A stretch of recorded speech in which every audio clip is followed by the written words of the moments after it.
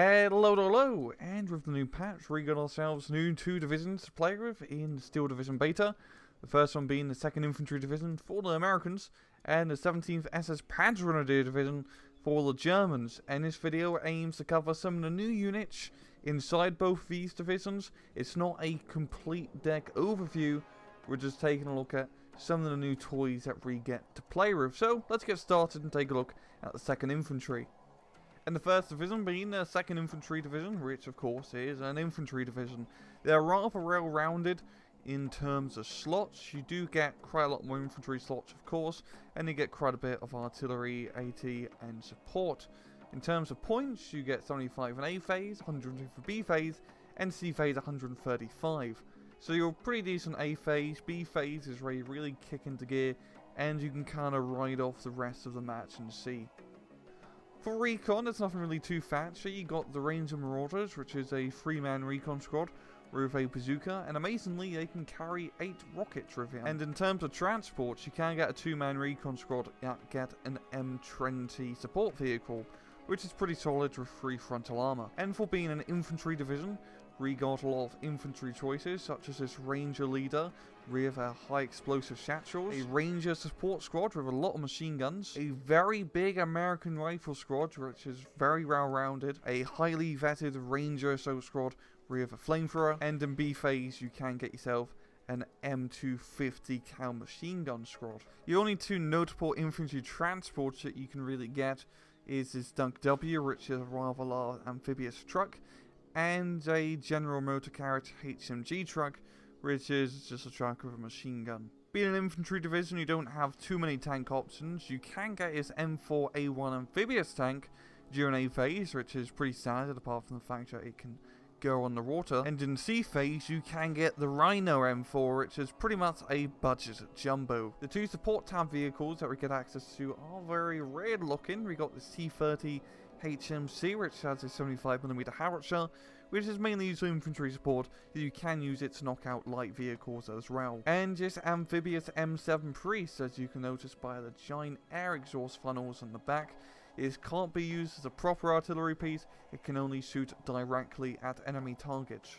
Anti-tank stuff's pretty standard. You got 57mm, your 76mm, and eventually your M10 Wolverines later on. Anti-air's also the same thing. You can get yourself some Bofors, some M15s, and eventually M16s. You do get a lot of artillery options, that's 60mm mortars, 81mm mortars, and these 107mm mortars, which I do want to note have 12 bloody HP, and a long range of 1.6 kilometers. Of course, the signature unit for 2nd Infantry Division, the xylophone, is in game.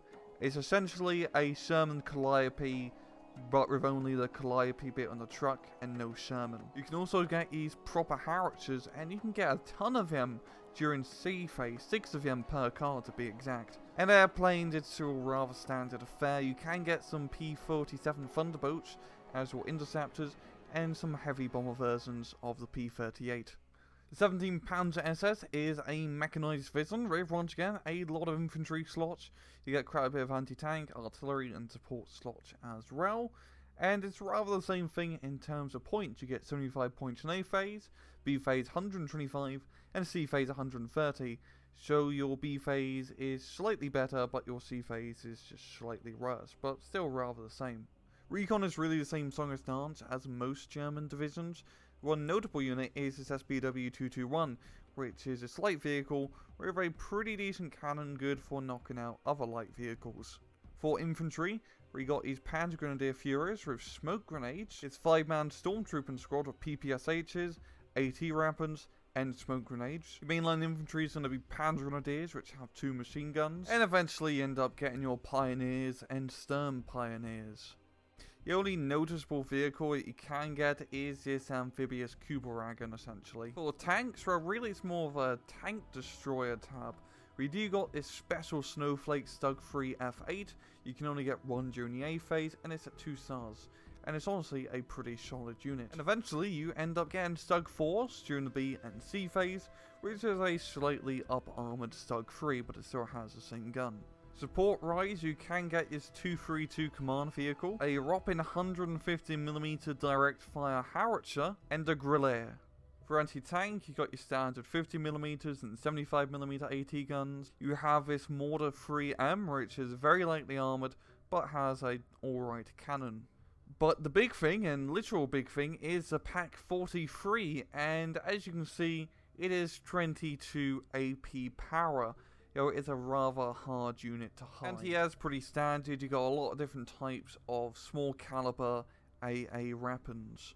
For artillery, you can call in off-map 173mm guns in A phase with its half-track, and again access to a 75mm artillery piece. You got the big ass neighbor for 42 model, and once again a very big gun, a 105mm SK-18. You can get a lot of these in your deck, and they have a whopping 4km range.